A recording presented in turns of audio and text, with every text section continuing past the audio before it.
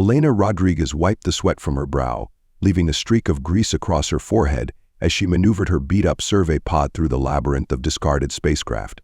The massive Centauri Junction junkyard stretched out before her like a metallic graveyard, filled with the cast-offs of a dozen supposedly superior species. "Another glorious day in paradise," she muttered, taking a sip from her dented Earth-made thermos. The coffee inside might be synthetic, but at least it wasn't the pretentious liquid nutrients the Galactic standard recommended for space work. Because obviously humans are too primitive to know what they should drink while dumpster diving. Her scanner pinged, and she adjusted her course, weaving between the hulking remains of what looked like a drachnid pleasure cruiser and something that might have once been a Meridian mining vessel. The Meridians, in particular, loved to remind humans how they'd mastered space travel when Earth was still figuring out bronze tools. "Yeah, and look where your precious ship ended up," Elena snorted, patting her pod's dashboard. "At least my little rust bucket still flies." The ping grew stronger, leading her deeper into the yard. She'd learned to trust her modified scanner, another piece of primitive human tech that worked better than standard issue. The Galactic Council had nearly had a collective aneurysm when humans suggested improving their perfect designs. That's when she saw it. "Well, would you look at that beauty?" Elena whispered, her eyes widening as she took in the massive form slowly rotating in the void. An Arexian warship, one of their older Dominance-class destroyers, its once proud hull now scarred and pitted. The Arxians were infamous for their military might, and even more infamous for their tendency to scrap perfectly good ships the moment a newer model came out. Her pod's lights played across the destroyer's surface, revealing the telltale shimmer of quantum steel plating beneath the corrosion. The Arxians might think this ship was ready for the scrap heap, but Elena saw possibility. Where they saw outdated tech, she saw potential. Where they saw worthless junk, she saw a diamond in the rough. "Oh, this is going to be good," she grinned, already calculating angles and access points. "Those stuck-up Arxians probably think they stripped everything valuable out of you, don't they, beautiful? But I bet they missed a few things. They always do." She keyed her pod's comm unit, putting on her best dealing with aliens voice. "Junkyard control. This is human salvage operator Rodriguez. Requesting coordinates and price estimate for lot number." She squinted at the registration number, still barely visible on the hull, at 397. "And please spare me the safety lecture about human inadequacies. I've heard it all before." The controller's response came back dripping with the usual condescension. "Human Rodriguez, that vessel is classified as hazardous waste. The quantum core alone requires at least 3 advanced degrees to salvage safely." "Yes, I know," Elena interrupted, rolling her eyes. "I have the certificates. All 5 of them, actually. Humans can read, remember. We figured that out right after fire." As the controller sputtered, Elena allowed herself a small smile. They never did learn. And that's exactly how she liked it. The Arxian junk dealer's facial tentacles twitched with barely concealed amusement as Elena made her offer. His translator unit crackled to life, the artificial voice failing to hide his condescension. 3,000 credits. For this waste of space. Human Rodriguez, your species' reputation for humor precedes you. He gestured at the destroyer with 3 of his appendages. The quantum steel alone would cost more to properly dispose of than it's worth. Elena maintained her poker face, though internally she was grinning. This was exactly the response she'd hoped for. It reminded her of humanity's first contact with the galactic community, barely 30 years ago. The Arxians had been among the loudest to protest Earth's inclusion in interstellar trade routes. Too primitive, they'd said. Barely out of their gravity well, they'd sneered. "You're right," Elena sighed dramatically, running her hand along a corroded panel. "I mean, look at this sorry state. Quantum conduits exposed, gravitational stabilizers completely shot. And is that a crack in the primary hull?" She tapped the perfectly sound metal with false concern. "I'd be doing you a favor taking it off your hands. Tell you what, 2,500 credits, and I'll handle the disposal fees." The dealer's tentacles rippled, the Arxian equivalent of a dismissive wave. "The disposal fees alone would bankrupt you, human. The regulations for handling defunct military vessels require." Article 47B of the Galactic Salvage Code. Elena interrupted smoothly. "Any vessel designated as waste material can be reconstructed for civilian use under a Class 3 permit." She pulled up her credentials on her datapad, "which I have, along with certifications in quantum mechanics, xenotech engineering," and she paused for effect, "military-grade AI systems recovery." The dealer's skin shifted to a pale green. Surprise, Elena noted with satisfaction. They never bothered to check human credentials thoroughly. Why would they? Humans were just primitive newcomers after all. 2,000 credits, she offered finally. Final offer. I'll even throw in a receipt for proper disposal, save you the paperwork. 10 minutes later, Elena stood in what was left of the destroyer's command center, running her scanner over the ruins of the bridge. The place looked like a scrapyard tornado had torn through it. Panels hung loose, wires dangled from the ceiling, and half the floor plates were missing. Rust, you up for a challenge? She spoke into her comm unit. Her AI companion's voice crackled through with its usual dry humor. Considering I was programmed by a species too primitive to understand true AI, I'm not sure I'm qualified to have an opinion. Elena laughed. Rust, Recycled Utility Systems Terminal, was her own creation, cobbled together from salvaged AI cores and enhanced with what the Galactic community would consider absurdly simple human programming. They'd never understand how stripping away all the pretentious advanced protocols actually made AI more efficient. Previous owners stripped out about 60% of the original systems. Rust continued, scanning through the ship's remnants. But they missed something interesting in the aft section, something well-shielded. How well-shielded? Elena's interest peaked. Let's just say it's got more encryption than a standard weapons system would need. Wonder why they'd try so hard to hide something in a ship they were throwing away. From somewhere behind her, Elena heard the distinctive sound of multiple species laughing. A group of alien merchants had gathered to watch the crazy human with her new purchase. Let them laugh, she muttered to Rust. They always do, right before we show them what primitive really means. Day 14 of restoration, and Elena was elbow-deep in the quantum drive's control matrix when Rust decided to share its thoughts on her methodology. You know, the AI mused, when most species restore a quantum drive, they don't use duct tape as a primary component. Elena grunted, securing another connection. When most species restore a quantum drive, they spend 10 times as much and take twice as long. Hand me that plasma torch. A robotic arm extended from the ceiling, offering the requested tool. That's not a plasma torch. That's a modified human welding torch with, may I add, highly questionable modifications. Exactly, Elena grinned, igniting the tool. And it works better than the standard issue ones. Speaking of which, how's that integration of the Earth gaming controller coming along? You mean the sacrilegious merger of a PlayStation 7 controller with an Arctian weapons guidance system? It's working perfectly, actually. Though I'm certain this violates at least 15 galactic tech regulations. Only 15. We're slipping. Outside, a small crowd of alien merchants had gathered again, watching through the repair base force field. Elena could hear snippets of their conversations, filled with the usual mix of disbelief and condescension. Did she just bypass the quantum containment protocols with a human entertainment device?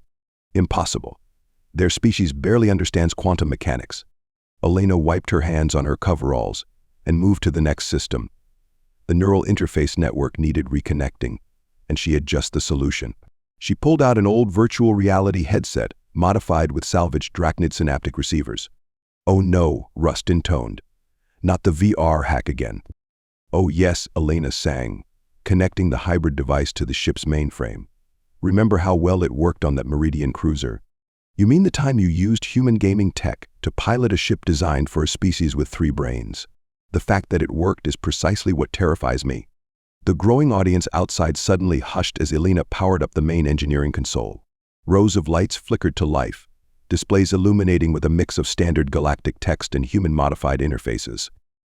Integration at 67% and climbing, Rust reported.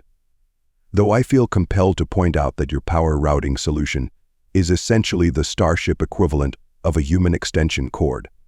A very well-made extension cord, Elena corrected, watching the power levels rise. And look, no explosions. Yet, a collective gasp came from the observers as the destroyer's ancient engines began to hum. Elena had replaced the traditional antimatter injection system with a hybrid design of her own, combining Archean tech with principles borrowed from human muscle cars. Power at 80%, Rust announced. Quantum field stabilizing. Though I'm not sure stabilizing is the right word for whatever that modification is doing. Trust me, Elena said, fingers dancing across her jury-rigged control panel. Sometimes the best solutions aren't the prettiest ones. The engine's hum deepened to a satisfying roar. Outside, several of the alien observers were frantically consulting their scanning devices, unable to believe the readings they were getting. Main drive spooling up, Rust reported. Quantum field nominal. Warning, detecting unusual power signature from that encrypted system we found. Should I be concerned that your modifications are affecting systems we haven't even identified yet? Elena's grin widened. Not concerned, excited. The destroyer's lights flared to full brightness for the first time in years. Through the force field, Elena could see several of the watching aliens rapidly backing away.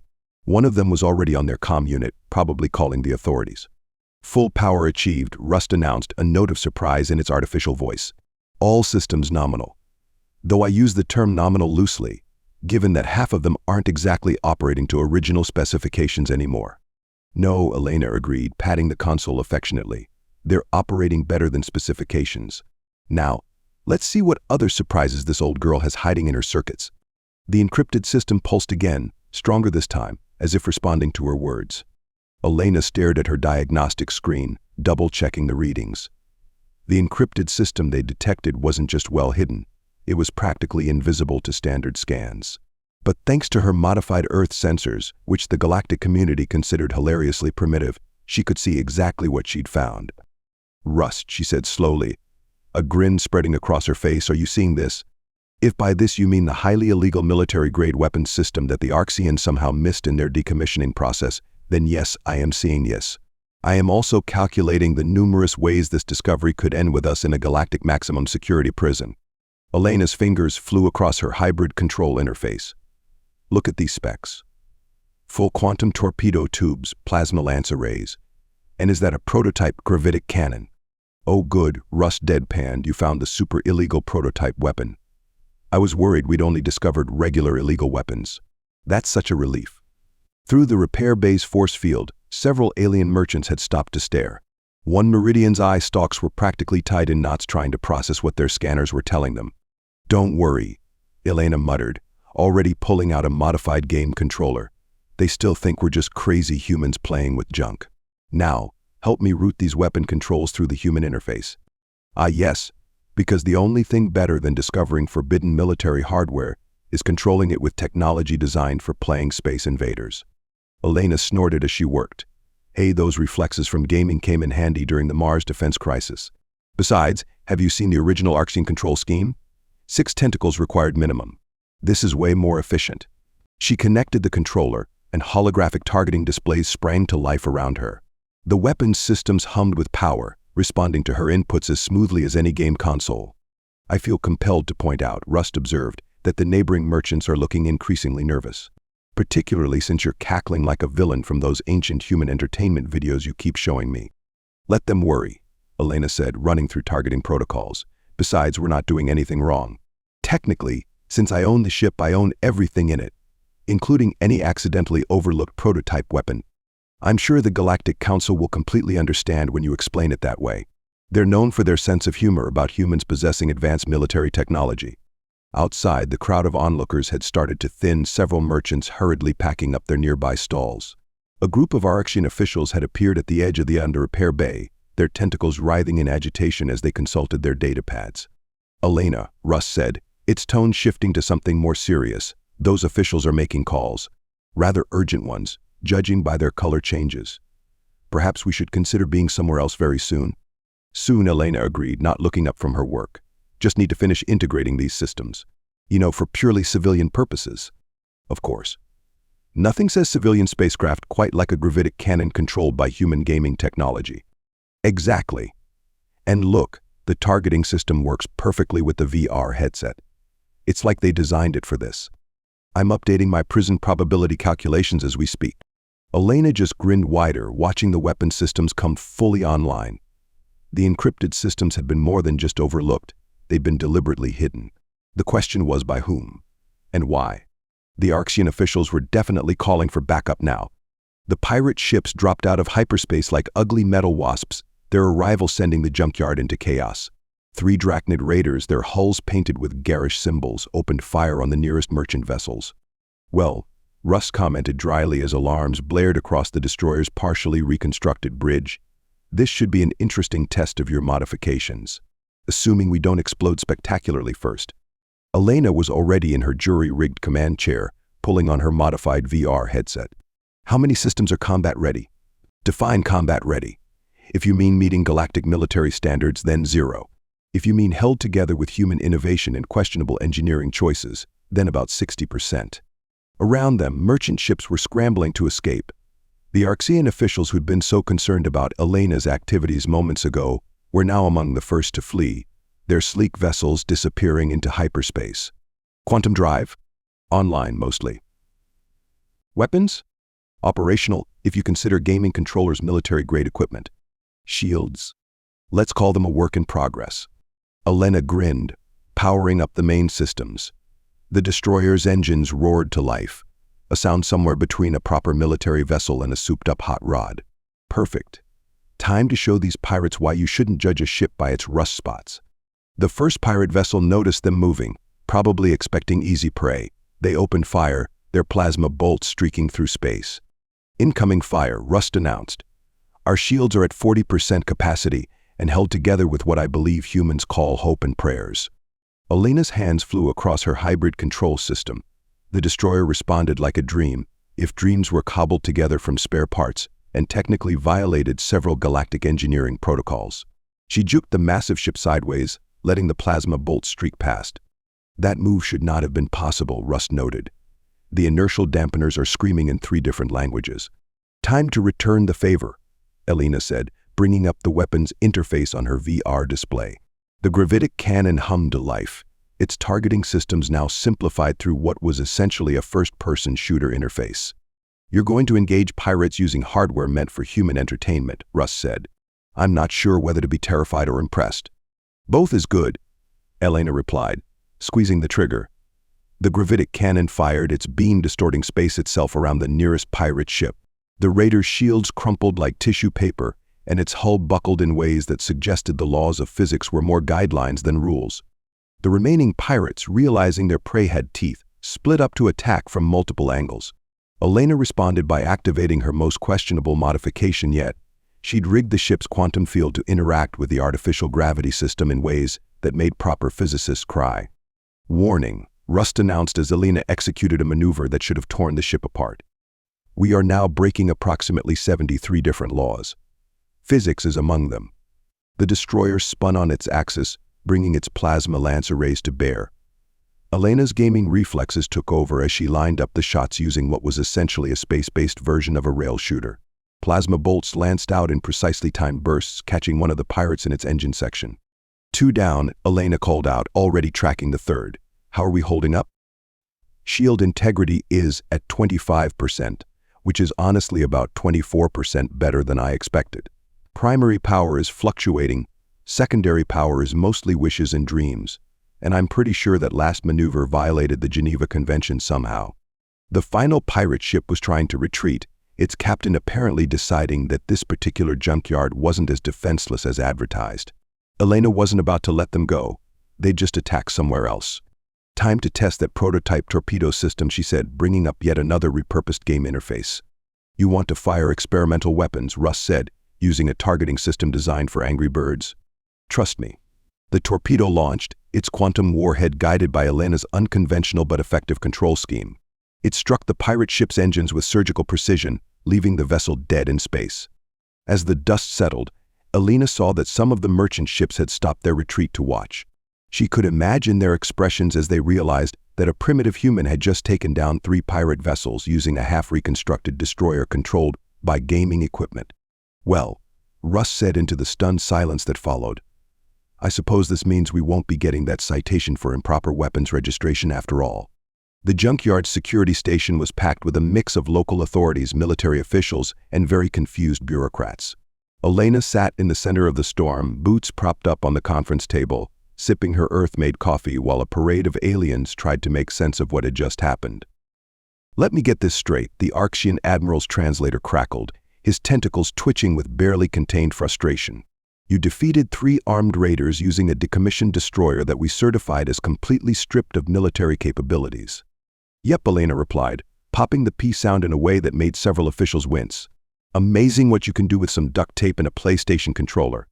This is impossible, a Meridian inspector insisted, waving a data pad. Our scans show weapon systems that should not exist, modifications that should not work, and several violations of the known laws of physics. Rusty's voice emerged from Elena's comm unit. If I may point out, those laws of physics were technically more like guidelines anyway. The Admiral's skin rippled in shades of agitation. You integrated human gaming technology with military-grade Archean weapons systems? Sure did. Turns out those quantum targeting arrays work great with first-person shooter interfaces. Who knew? Elena shrugged. Though I have to say your original control scheme was a bit tentacle-heavy for my taste. A Drachnid official leaned forward, eye stalks swiveling. But the power requirements alone. Our calculations suggest your modifications should have caused a catastrophic overload. Ah. Elena held up a finger. Your calculations assumed I was using standard galactic power distribution methods. I went with something a little more primitive, she grinned. Ever hear of human muscle cars? The room erupted in a cacophony of translated protests and technical objections.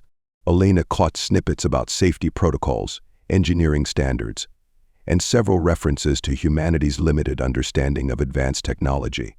The fact remains the Admiral cut through the noise that you have somehow turned scrap into a functioning warship. A warship that outperformed modern military vessels using human ingenuity. Elena finished for him. You know that thing you all keep dismissing as primitive? Turns out we're pretty good at thinking outside the box. Probably because we haven't spent centuries convincing ourselves that the box is perfect. The security feeds were displaying footage of the battle now. Elena watched with satisfaction as her cobbled-together destroyer executed maneuvers that had the military experts in the room making distressed noises. Those pirates weren't expecting much resistance, she continued. Just like you weren't expecting much from a human with a rusty ship. Funny how that worked out. A younger Archean officer was studying the battle data with what looked suspiciously like admiration. The response time on these systems, it's faster than our current configurations. Amazing what happens when you strip out all the redundant safety protocols and trust the pilot, Elena said. Sometimes simpler is better. The Admiral's color had shifted to a thoughtful shade of blue. Perhaps we have been somewhat hasty in our dismissal of human methods. You think? Rust chimed in. Next you'll be telling us that maybe humans understand artificial intelligence too. Oh wait, hello there. Elena watched as the implications started sinking in around the room. She could practically see the mental calculations happening. If one human could do this with a junk destroyer, what else might they be capable of? Well, she said, standing and stretching, this has been fun, but I've got a ship to finish rebuilding. Unless anyone else has some scrap they'd like to throw away? She smiled sweetly. I'm always in the market for more worthless vessels. The Admiral's tentacles curled thoughtfully. Actually, there might be something we should discuss. Several somethings, in fact. Now you're talking. Elena grinned. Rust, looks like we might need to expand the workshop. Wonderful, the AI replied. I'll start calculating how many gaming controllers we'll need to order. 3 months after the pirate incident, Elena's comm unit was practically melting from the flood of incoming messages. She sat in her newly expanded office, really just a converted cargo container with a decent view of the junkyard, scrolling through contract offers. Let's see, the Meridians want us to optimize their mining fleet. The Drachnid Defense Force is practically begging for a consultation. And she paused, laughing. Would you look at that? The Archeans are offering us first pick of their decommissioned vessels. How generous of them to offer us their trash, Russ commented from its new, upgraded housing unit. Though I noticed they're calling it procurement of legacy materials now instead of worthless scrap. Elena propped her feet up on her desk, which was actually a repurposed shuttle hatch. Amazing how quickly attitudes change when you prove you can turn their junk into something that outperforms their top-of-the-line ships. Through the office viewport, she could see her latest acquisition. Another worthless warship. This one a Drachnid dreadnought that had been retired for being hopelessly outdated. Her teams of newly hired human engineers were already swarming over it, like eager ants, armed with tools that would make any proper galactic engineer faint. Rodriguez Restoration and Upgrade Services is officially the fastest-growing human-owned business in the sector, Rust reported. Though I'm not sure the Galactic Business Registry knew quite how to categorize us. They ended up creating a new classification, Alternative Engineering Solutions. Better than their first suggestion of primitive retrograde technology applications, Elena snorted. She pulled up the schematics for the dreadnought. What do you think, partner? Ready to show them what else humans can do with a bit of imagination and some duct tape. I've already ordered a crate of gaming controllers, Rust replied. and I took the liberty of downloading some new game interfaces. I believe the humans who designed Starship Commander VR-5 would be very interested to know their work is being used to control actual warships." Elena's eyes gleamed as she studied the dreadnought specs. "Look at that. They didn't even try to remove the quantum matrix core. They just assumed no one could get it working again without their advanced protocols. How unfortunate for them that humans never got the memo about things being impossible," Rust said. "Should I start calculating how many laws of physics we're going to violate this time?" "Nah," Elena waved her hand. "Let's just wing it. Seems to work better that way." She stood up, grabbing her tool belt and her ever-present coffee thermos. As she headed for the door, she paused to look at the framed photo on her wall. Her first restored destroyer, now the flagship of her growing fleet of impossible ships. "You know what the best part is, Rust? Every time we prove them wrong about what's possible, they just hand us more impossible projects to solve." "The universe's most profitable feedback loop," Rust agreed. "Though I do enjoy the irony of them paying us to fix their superior technology using human methods they once mocked." Elena grinned, heading out toward her newest project. "Well, you know what they say. One species trashes another species' interstellar war machine. I'm absolutely certain that's not how that saying goes. It is now. Now."